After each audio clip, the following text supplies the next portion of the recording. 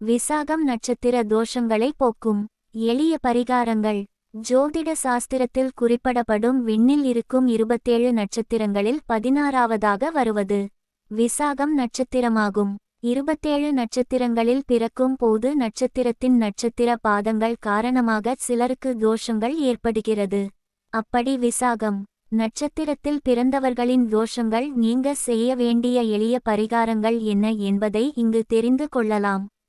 27 நட்சத்திர வரிசைகளில் 16வதாக நட்சத்திரமாக விசாகம் நட்சத்திரம் வருகிறது.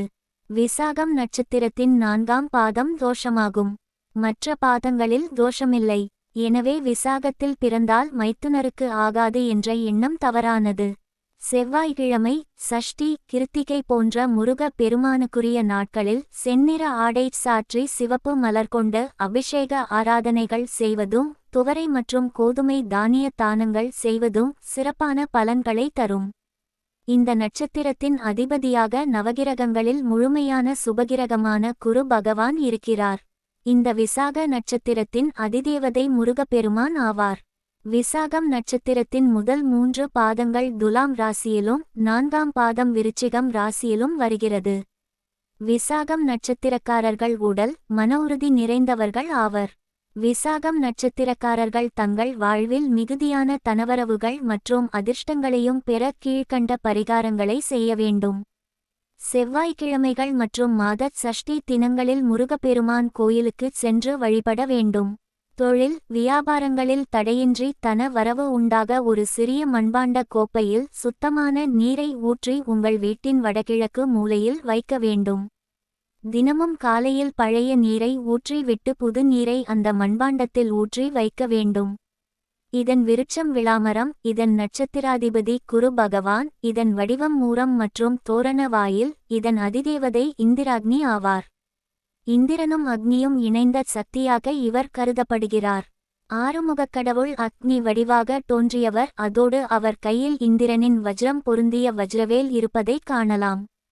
எனவே கார்த்திகை நட்சத்திர நாளில் சிவபெருமானின் நெற்றிக்கண்ணிலிருந்து 6 தீக்கனல்களாக வெளிப்பட்டு விசாக நட்சத்திரத்தில் அன்னை பார்வதியின் மூலம் ஆறுமுகமும் ஓர் முகமாக உருவானதால் விசாகத்தின் அதிதேவதையாக முருகப்பெருமானும் இந்திராக்னி அம்சமாக அருள்பாலிக்கிறார். எனவே விசாகத்தில் பிறந்தவர்கள் குமரக்கடவுளை வழிபடுதல், முருகன் கோவில்களில் விளாமரக்கன்று நடுதல், முரம் மற்றும் தோரண வாயில் போன்ற குறியீடுகளை பயன்படுத்துதல் இவற்றின் மூலம் வாழ்வில் நன்மை இன்பம் வெற்றிகளை எளிதில் அடையலாம். விசாகத்தில் பிறந்தவர்களுக்கு சம்பத்து என்ற செல்வ வளம் தரும் தாராபலன் கொண்ட நட்சத்திரங்கள் அனுஷம், உத்ரட்டாதி, பூசம் ஆகும். இவை இடம்பெறும் ராசிகள் துலாம் ராசிக்கு ஜூன் 2-10 என்ற கர்மத்திரிகோண ராசிகளாக வரும்.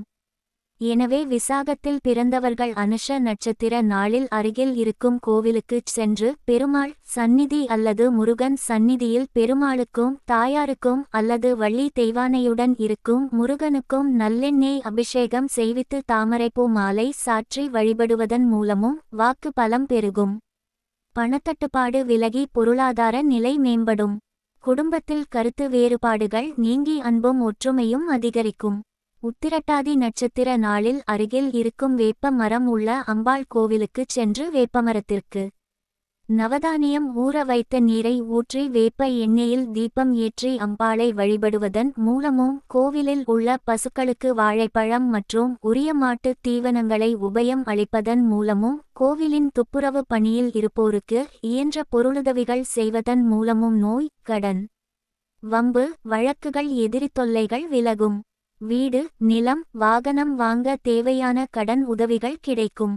பூசம் நட்சத்திர நாளில் அருகில் இருக்கும் கோவிலுக்குச் சென்று நவகிரகத்தில் இருக்கும் வியாழ பகவானுக்கு பாலபிஷேகம் செய்வித்து மஞ்சள் ஆடை அணிவித்து மஞ்சள் மலர்களால் அர்ச்சனை செய்து பால் பாயாசம் நைவேத்தியம் படைத்து வழிபடுவதன் மூலம் செய்தொழில் வியாபாரம் உத்தியோகம் இவற்றில் மேன்மையும் பணி இடங்களில் விரும்பிய இடமாற்றம் அல்லது ஊர்மாற்றமும் கிடைக்கும்.